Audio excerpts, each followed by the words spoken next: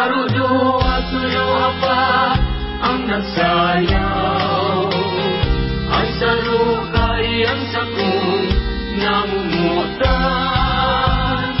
Isug-isug ikin sa kung atubangan, kundi Ito nga pala ang ginagawa ko sa aking trabaho. Ako ay nagre-record sa aking logbook. Nag-aayos at nag-check ako ng mga attendance ng tao sa DTR. Nagre-record din ako ng mga daily work activities, pati na rin sa inventory. At kapag tapos na ang ginagawa ko sa logbook, ako ay pumupunta sa site para kumuha ng picture ng mga daily activities nila. Tapos sinisend ko to sa group chat namin sa office para alam ng office ang ginagawa namin dito sa site. Dumating nga pala yung self-loading para ikarga yung boom ng crane. Ipo-pull out na kasi itong crane, pero yung mga parts muna ng crane ang inuuna mo ng hakutin, gaya nitong boom ng crane. Pagsapit ng alauna ng hapon, nagpa-toolbox meeting muna kami ni Foreman. Ako nga pala yung nakakulay itim na may puti na hard hat, tapos si Foreman naman yung nakakulay blue na damit tapos puti rin yung hard hat. Pinapasalita ko si Foreman sa harapan, ayaw niya, kaya ako na lang yung nagsasalita dyan sa harapan nila.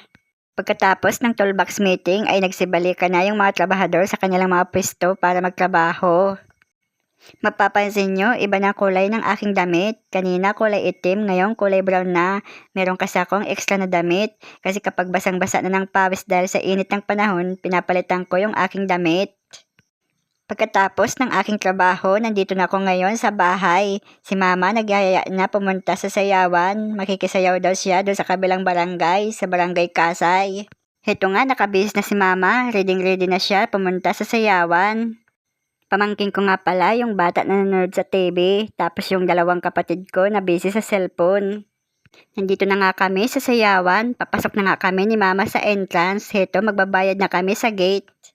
Ito nga pala si Mama, yung katabi ko dito. Nagsasalita siya dito. Sabi niya, welcome to my vlog. Nandito kami ngayon sa Kasay. Kaso hindi ko nga lang ma-play yung sound kasi may music sa paligid at makaka-copyright ako. At heto, das-das na kami. Si Mama panisalita dito.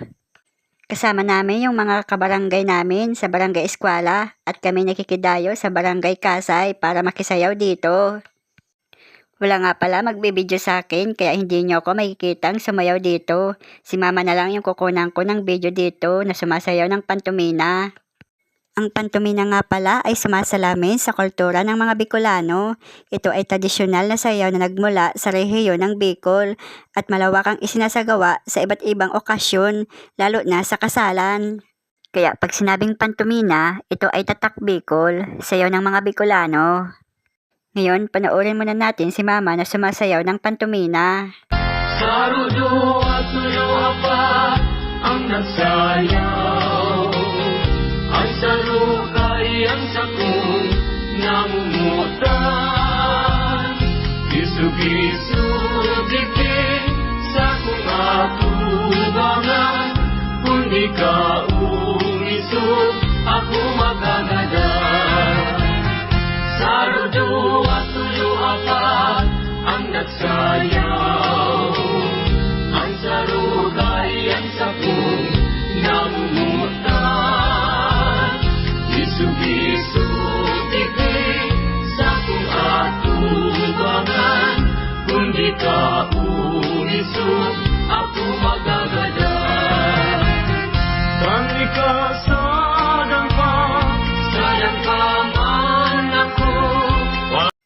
Pagkatapos ng sayawan, nakauwi na kami. Ako ay nagutom. Heto, kakatapos lang kumain. Naubos ko yung kanin. Pagkatapos ko kumain, doon kila Mama, umuwi na rin ako dito sa inuwian kong bahay sa Sitio Uban. Heto, binubuksan ko na nga yung gate. Pagdating ko sa bahay, sinalubong kagad ako ng mga alaga ko. Mga alaga kong aso at pusa. Mag-isa lang ako natutulog dito at mga alaga kong hayop ang kasama ko dito. Pinubuksan ko na ang pintuan gamit ang aking susi. Madilim pagbukas ko ng pinto kasi nakababa pa yung fuse. Bubuksan ko muna ang switch ng ilaw gamit ang flashlight ng aking cellphone. Saka pupunta ako doon sa may fuse para itaas ko yung fuse para magkaroon na ng ilaw dito kasi ang dilim-dilim. At ayan na nga, naitaas ko na yung fuse kaya biglang lumiwanag ang paligid nitong bahay. Nandito ako ngayon sa balkonahe ng bahay. Dito ako madalas nagpapahinga kapag umuwi ako ng bahay. Kaso palagi ako nakakatulog habang nakahiga sa duyan at gumagamit ng sipi. Di ko namamalayan nahuhulog na pala yung sipi. Palagi ito nahuhulog mula sa duyan hanggang sa sahig.